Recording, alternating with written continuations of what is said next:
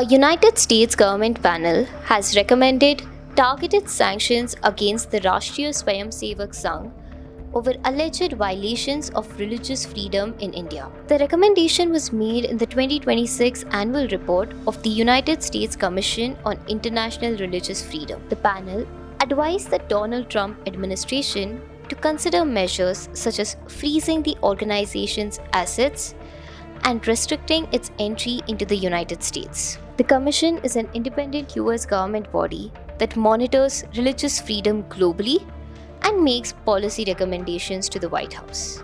However, its suggestions are not binding. In the report, the panel said the relationship between the RSS and the ruling Bharatiya Janata Party government has allowed the introduction and enforcement of laws that it claims affect religious minorities. These include legislation related to citizenship, religious conversion, and cow slaughter. The report also recommended sanctions against India's external intelligence agency, the Research and Analysis Wing, citing concerns over its alleged tolerance of religious freedom violations. In addition, the Commission has once again urged the US government to designate India as a country of particular concern for what it called serious and ongoing violations of religious freedom. The Indian government has not yet responded to the latest report.